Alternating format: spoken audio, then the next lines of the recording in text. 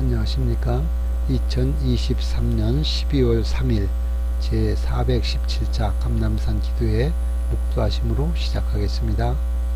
기도회를 위해서 이종기 집사님 기도해 주시겠습니다. 이종기 집사님. 하늘에 계신 아버지 감사합니다.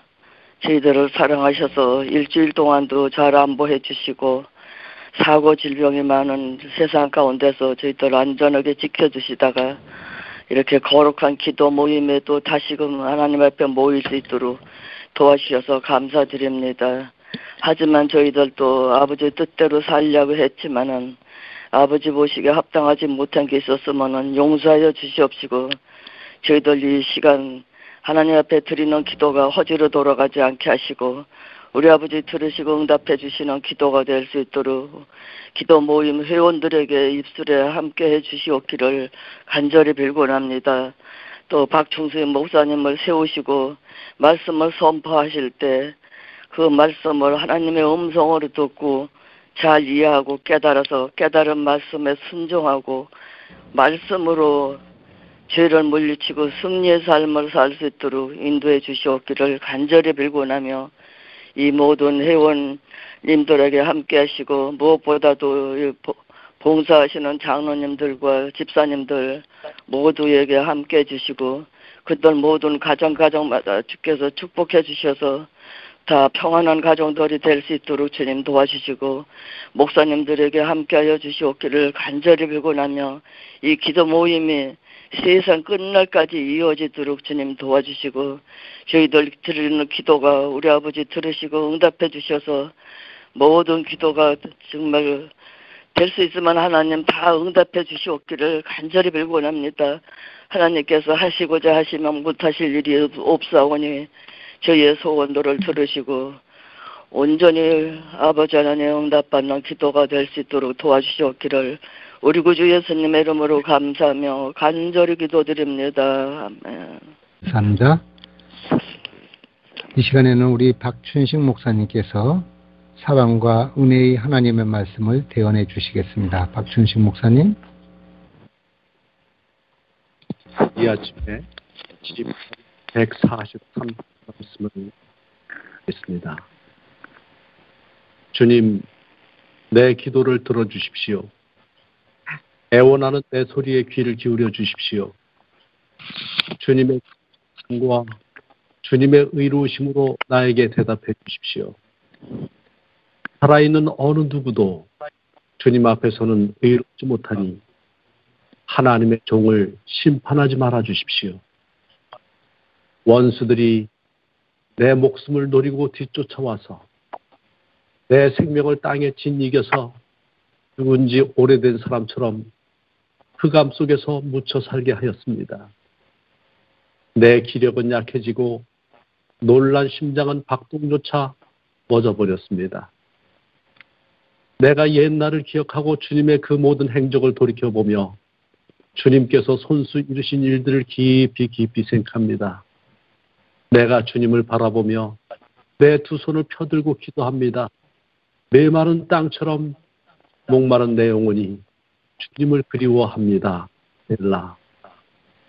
주님, 나에게 속히 대답해 주십시오. 숨이 끊어질 지경입니다. 주님의 얼굴을 나에게 숨기지 말아 주십시오. 내가 무덤으로 내려가는 자들처럼 될까 두렵습니다. 내가 주님을 의지하니 아침마다 주님의 변함없는 사랑의 말씀을 듣게 해주십시오. 내 영혼이 주님께 의지하니 내가 가야 할 길을 알려주십시오. 주님, 내가 주님께로 몸을 피하니 내 원수들에게서 건져주십시오. 주님은 나의 하나님이시니 주님의 뜻을 따라 사는 길을 가르쳐 주십시오. 주님의 선하신 영으로 나를 이끄소서. 평탄한 길로 나를 인도하여 주십시오. 주님, 주님의 이름을 위하여 나를 살리시고 주님의 의로우심으로 내가 받는 모든 고난에서 내 영혼을 건져 주십시오. 주님은 한결같이 나를 사랑하시니 내 원수들을 없애주십시오.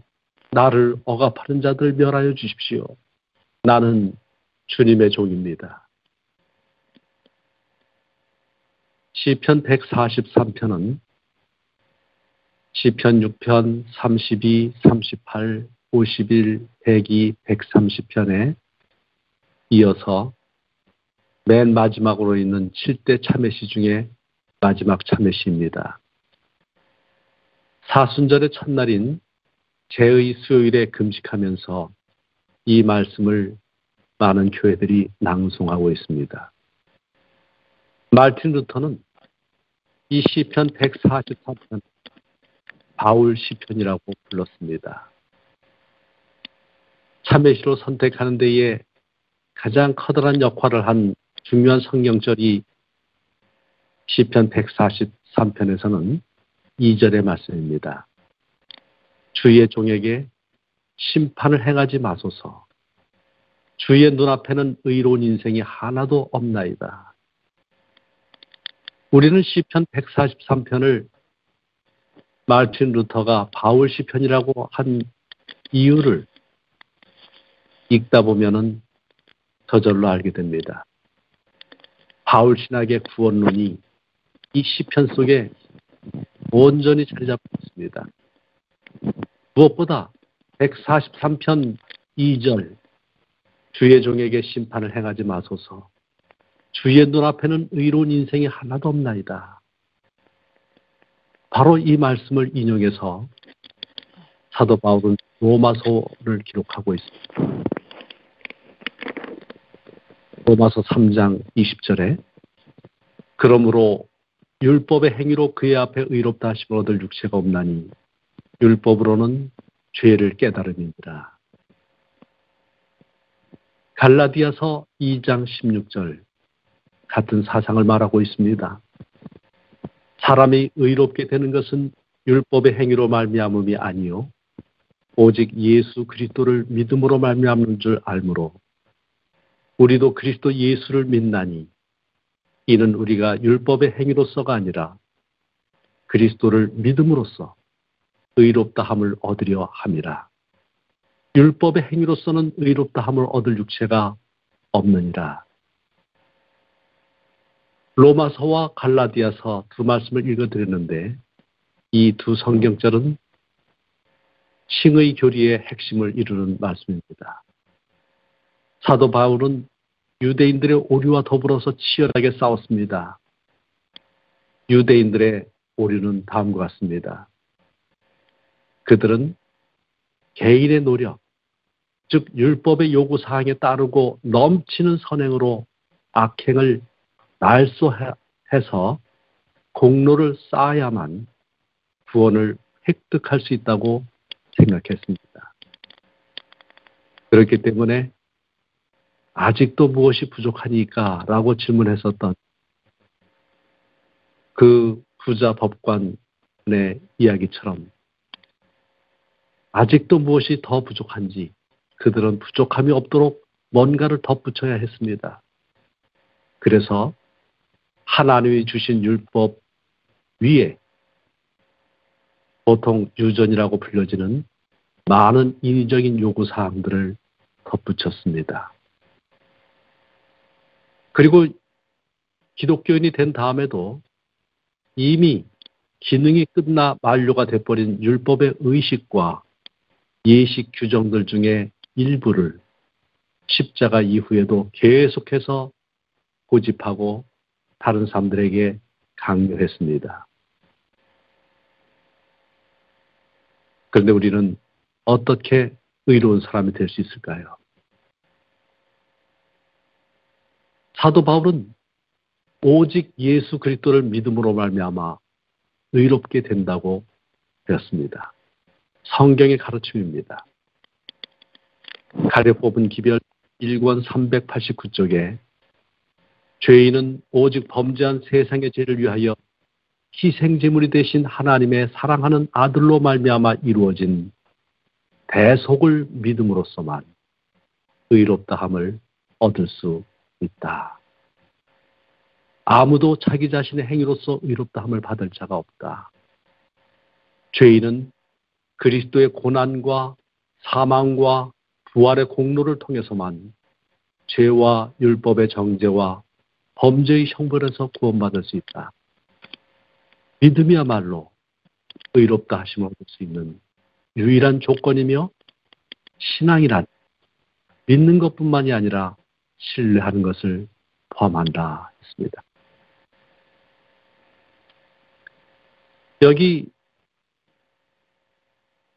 이 시편 143편을 읽다 보면 이 다윗은 자기 자신을 가리켜서 특별한 칭호로 말을 하고 있습니다. 주의 종이라고 하는 단어입니다. 143편 2절과 12절 앞부분과 맨 마지막 절은 이 주의 종으로 이루어져 있습니다. 주의 종에게 심판을 행하지 마소서. 나는 주의 종이니이다. 정말 연약하고 큰 많은 인간을 하나님께서는 주의 종으로 삼으셨습니다. 우리의 공로 때문이 아니라 지극한 사랑 때문에 우리를 선택해 주셨습니다. 그리스도 예수 안에서 주님은 모든 사람을 선택하셨고 주님의 부르심에 응하기만 한다면 주님은 우리에게 위대한 변화를 가져오십니다. 언약 관계 속에서 우리들에게 이루어지는 특권, 또 우리들이 어떻게 살아야 할 것인지에 대해서 로마서 8장 28절로 39절은 놀라운 메시지를 전하고 있습니다. 이 중에 몇 구절을 읽겠습니다. 28절부터의 말씀입니다. 우리가 알거니와 하나님을 사랑하는 자 곧 그의 뜻대로 부르심을 입은 자들에게는 모든 것이 합력하여 선을 이루느니라. 하나님이 미리 아신 자들을 또한 그 아들의 형상을 본받게 하기 위하여 미리 정하셨으니 이는 그로 많은 형제 중에서 맏아들이 되게 하려 하심이니라. 또 미리 정하신 그들을 또한 부르시고 부르신 그들을 또한 의롭다 하시고 의롭다 하신 그들을 또한 영화롭게 하셨느니라. 그런즉 이 일에 대하여 우리가 무슨 말하리요? 만일 하나님이 우리를 위하시면 누가 우리를 대적하리요? 자기 아들을 아끼지 아니하시고 우리 모든 사람을 위하여 내주신 이가 어찌 그 아들과 함께 모든 것을 우리에게 주시지 아니하겠느냐? 누가 능히 하나님께서 택하신 자들을 고발하리요? 의롭다 하신 이는 하나님이시니 누가 정죄하리요? 죽으실 뿐 아니라 다시 살아나신 이는 그리스도 예수시니 그는 하나님 우편에 계신 자요 우리를 위하여 간구하시는 자십니다. 성경 전체를 통해서 가장 담대한 선언이 바로 로마서 8장 28절부터의 말씀 가운데 있습니다. 특별히 30절의 말씀은 정말 놀라운 말씀입니다. 미리 정하신 그들을 또한 부르시고 부르신 그들을 또한 의롭다 하시고 의롭다 하신 그들을 또한 영화롭게 하셨느니라. 하나님이 왜 우리를 불러주셨습니까? 그 아들의 형상, 그리스도의 형상을 본받게 하기 위해서 불러주셨습니다. 불러주신 그 하나님이 우리를 의롭다 해주셨습니다. 자, 그런데 여기에 있는 부르심, 예수님의 형상을 본받게 하심, 의롭게 하심, 그 다음에 있는 말씀이 참 놀랍습니다. 그들을 또한 영화롭게 하셨느니라. 이미 불멸의 몸을 입은 영화롭게 된 성도로 인정하고 계십니다. 예수님 오실 때 우리는 불멸의 몸을 입고 영화로운 성도가 될 것입니다. 바로 그리스도 예수 안에 칭의, 성화, 영화 모두가 들어있습니다. 오직 그리스도 안에 있기만 하면 이 모든 일을 주님께서 이루어 주십니다. 그리고 이미 우리가 그와 같은 것을 이룬 사람으로 우리는 확신하면서 하나님의 은혜에 감사하는 삶을 살 수가 있습니다. 여기 가려 뽑은 기별 1권 390쪽의 말씀을 함께 보겠습니다. 많은 사람들은 구속사업의 첫 단계가 무엇인지에 대하여 혼돈하고 있다. 회개는 죄인 자신이 스스로 그리스도에게 나올 수 있는 한 가지 일로 여겨왔다.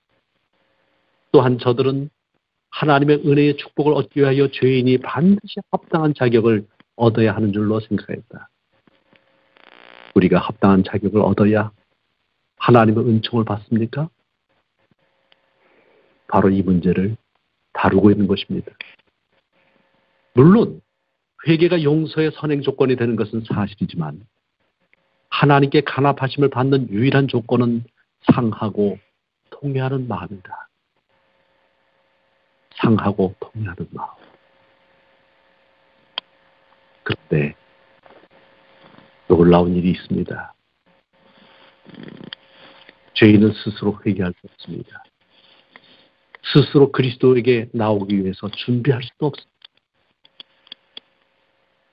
회개하지 않는 한 죄인은 용서받을 수 없습니다. 그렇기 때문에 여기서 결정돼야 할 문제가 있습니다. 회개가 죄인 자신이 하는 일이냐, 아니면 그리스도의 선물이냐, 이 문제가. 죄인이 그리스도에게 나오기 이전에 그 마음속에 자신의 죄에 대한 가책으로 가득 차야만 할까요? 저는 지금 가려 뽑은 기별 1권의 말씀을 그대로 읽고 있습니다. 우리에게 중요한 질문을 던졌고 그리스도에게 나오는 제일 첫 단계, 하나님의 영의 이끄심을 받는 것이다. 사람이 이 이끄심에 응할 때에 그가 회개하기 위하여 그리스도 앞으로 나오는 것이다. 죄인은 잃어버린 양으로 상징되었습니다. 잃어버린 양은 목자가 친히 나가서 찾아가지고 돌아오지 않는 한 결코 자기의 의리로 찾아 돌아올 수 없습니다. 사람은 아무도 자기 스스로 회개할 수 없으며 의롭다 하심의 축복을 받을 가치가 없습니다. 주 예수께서는 계속적으로 죄인의 마음을 감동케 하여 세상 죄를 지고 가는 하나님의 어린 양이신 당신 자신을 바라보도록 주의를 환기시키고 계십니다. 우리들은 예수님께서 영혼을 이끄시고 힘을 주시며 다시 회개할 필요가 없는 회개의 체험을 얻도록 인도하지 않는다면 단 한 발자국도 신령한 생애로 나갈 수 없습니다. 정말 이와 같은 우리를 하나님께서는 감동시키셨고 이끌어주셨고 그래서 언약의 종으로 삼아주셨습니다. 여기 그래서 당신의 종이라고 말할 수 있는 그와 같은 은혜를 입었습니다. 우리를 이렇게 영광스러운 하나님의 종으로 하나님께서 불러주셨으니 우리가 어떻게 살아야 되겠습니까? 143편 6절부터 10절은 셀라로 이제 앞절이 끝났고 앞부분이 끝났고 그 뒷부분이 6절로 10절입니다. 여기에서는 언약의 종으로서 하나님께 헌신할 것을 말하고 있습니다. 언약의 종은 마른 땅같이 주님을 사모합니다. 언약의 종은 주님의 인자한 말씀을 매일마다 듣습니다. 매일마다 그 영혼을 주님께 드립니다. 그런데 무엇보다 여기에 이 아침에 생각해 보고 싶은 말씀이 있습니다. 143편 10절에 주의 영은 선하시니 나를 공평한 땅에 인도하소서. 하나님의 성령을 간구하는 것입니다. 성령의 인도함을 받는 것입니다. 에베소서 4장 30절은 하나님의 성령을 근심하게 하지 말라. 그 안에서 너희가 구원의 날까지 지심을 받았느니라 하였습니다.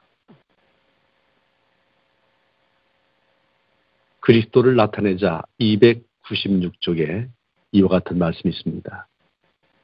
그리스도께서 성소를 정결하게 하고 지상에 있는 예배자 저희 생애를 엄밀히 살펴야 하며 저희 품성을 의의 표준과 비교해 보아야 한다. 자신의 결점을 보고 사단의 유혹에 저항할 도덕적 힘을 갖게 하시고 표준의 완전에 도달할 수 있게 하시는 하나님의 성령의 도우심을 구하여야 한다 했습니다. 143편 7절은 기도합니다.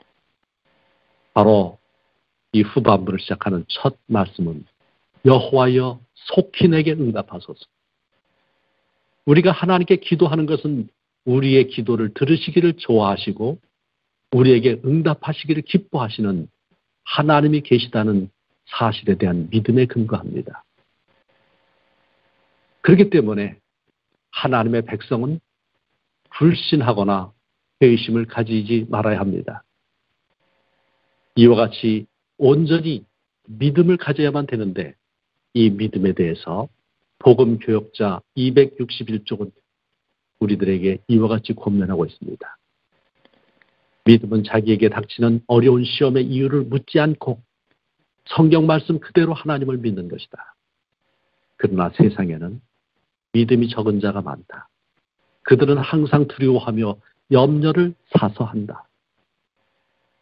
이러한 사람들은 매일 하나님의 사랑에 대한 실제 증거를 보고 들으며 그 다음에 말씀이 놀랍습니다. 하나님의 풍성한 은혜로서 풍성한 은혜로 목욕할지라도 이러한 축복들을 보지 못하고 넘겨버립니다. 그리고 어떠한 때에 어려움을 당하게 되면 하나님께 나아가지 아니하고 도리어 불안과 원망 중에 하나님에게서 떠나간다. 우리들에게 생각할 점이 있습니다. 불안해 할 것이 아닙니다. 계속해서 하나님의 종은 말씀하십니다. 이와 같이 그들이 하나님을 불신하는 일은 옳은 일인가? 예수님은 그들의 친구이시다. 온 하늘은 그들의 행복을 바라고 있다. 그러므로 그들이 두려워하고 한탄하는 것은 성령을 슬프시게 하는 일이다. 하나님께서 우리 소원을 들으시는 것을 체험함으로 인해서 믿을 것이 아니라 오직 그분의 약속을 믿고 의지할 것이다. 우리가 믿음으로 하나님 앞에 나아갈 때는 모든 소원이 그리스도의 마음속에 이미 들으신 바 됨을 믿어야 한다. 우리가 주께 복을 구한 연후에는 받는 줄로 믿고 받은 것을 인하여 하나님께 감사드려야 한다. 위에 우리는 우리가 가장 필요할 때에 축복이 우리에게 임할 것을 확실히 믿고 나아가 직무를 수행할 것이다. 오늘 하나님께서는 우리들에게 새로운 한 주일을 허락해 주셨습니다. 불신으로 사는 날이 아니라 믿음으로 사는 날.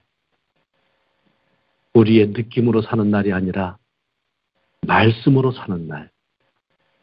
그리고 성령께서 인도하시는 데 따라가는 날. 그리고 한 주일, 한 평생이 되기를 간절히 바라며 말씀을 마치겠습니다. 아버지 하나님, 시시때때로 우리의 필요를 따라 우리의 모든 것들을 후하게 채워주시는 은혜의 보좌 앞에 저희가 나왔습니다. 이제 이 시간 여호와 하나님이시여 우리 하나님을 간절히 바라는 감람산 기도회의 여러 처지에 형제 자매들을 기억하여 주시소. 복을 허락하여 주시고 지켜주시옵소서. 슬픔에 가득 차 있는 가정이 있습니다. 또한 육신적 고통을 겪는 분들이 계십니다.